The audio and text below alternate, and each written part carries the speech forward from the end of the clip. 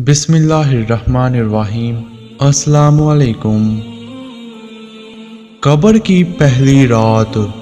कब्र की पहली रात का मंजर कैसा होगा? ये एक ऐसा सवाल है जिसकी तलाश में हर दूसरा शख्स नज़र आता है। आज हम इस सवाल का जवाब आपके लिए इस्लामी नुक्ता नज़र से लेकर हाज़िर हुए हैं। इसके अलावा आपको ये भी बताएंगे कि आखिर कब्र इंसान को कैसे पुकारती है, क्या ये पुकार इंसान को सुनाई देती है? कब्र की पुकार। हज़रत अबू सईद खदरी रज़ी अल्लाह ताला अन्हु से रवायत है कि सरवर कायनात सल्लल्लाहु अलैहि वसल्लम ने फरमाया, लोगों, लज़्ज़तों को ख़त्म करने वाली मौत को कसरत से याद किया करो।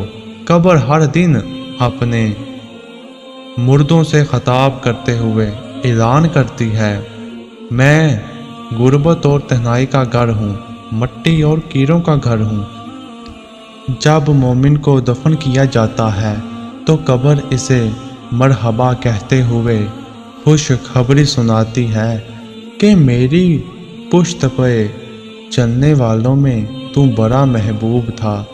आज मैं तेरी होगी और तू मेरी तरफ आ गया तो अब मेरे एहसान को देख लेगा। ये कहकर कब्र ताहद निगाह कशादा हो जाती है और जन्नत का दरवाज़ा इसके लिए खोल दिया जाता है, जहाँ से इसको जन्नत की ताज़ा हवा आती है।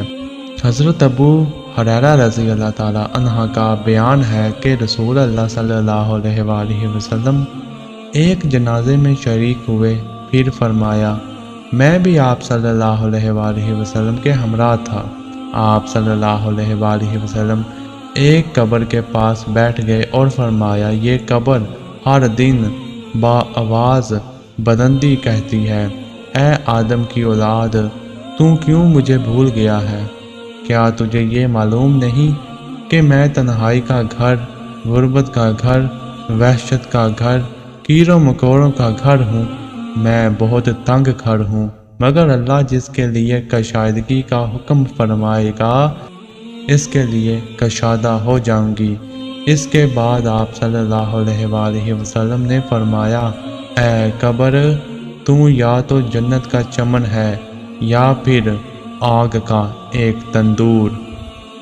हज़रत अबू हजाज रज़ी अल्लाह ताला अन्हा से रवायत है कि रहमत आलिम सल्लल्लाहु अलैहि वसल्लम ने फरमाया, मुर्दा जब कब्र में रखा जाता है तो कब्र इसको कहती है, ए इब्ने आदम, तू हलाक हुआ, तुझे किस चीज़ ने मुझसे धोखे में रखा?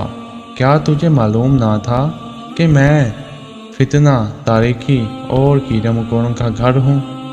तुझे किस चीज़ ने मुझसे बहकाकर निडर कर दिया और तू मेरी पुश्त पर खूब अकड़ कर चढ़ता था? अगर वो मुर्दा नेक होता है तो इसकी तरफ से कब्र को जवाब देने वाले जवाब देते हैं, ऐ कब्र, तू देख तो सही इसके अमाल कैसे हैं। ये अच्छाई अख्तियार करता था और बुराई से बाज रहता था। ये सुनकर कब्र कहती है, बेशक ये नेक था, अब मैं इसके लिए सरसब्ज हो जाती हूँ। मुर्दे का जिस्म इस वक्त मनव्वर हो जाता है और इसकी रूह अल्लाह ताला की तरफ भेज दी जाती है। हज़रत अब्दुल्ला बिन अबैद रज़ी अल्लाह ताला अन्हा से रवायत है कि रसूल अल्लाह सल्लल्लाहु अलैहि वसल्लम ने फरमाया, मुर्दा कब्र में बैठता है और इन लोगों के पैरों की आवाज़ भी सुनता है जो इसके जनाजे के साथ कब्र तक गए हों।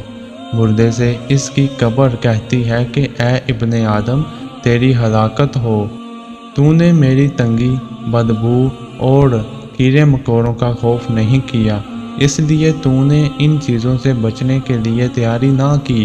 बद अमार मुर्दे से कब्र कहती है, तुझे मेरी तारीकी, मेरी वहशत, मेरी तन्हाई और तंगी और मेरा गम याद नहीं रहा। इसके बाद कब्र इसको जकड़ देती है, जिसके बाद इसकी पसलियों की हड्डियां एक दूसरे में पेवस्त हो जाती हैं, जबकि نیک بندے کے لیے قبر کشادہ کر دی جاتی ہے اور اس کے دائیں ایک کھڑکی کھول دی جاتی ہے جہاں سے اس کو جنت کی ہوا آتی ہے۔ اللہ پاک ہم سب کو قبر کے عذاب سے بچائے، آمین، اور ہم کو نیک اعمال کرنے کی توفیق عطا فرمائے، آمین یا رب العالمین۔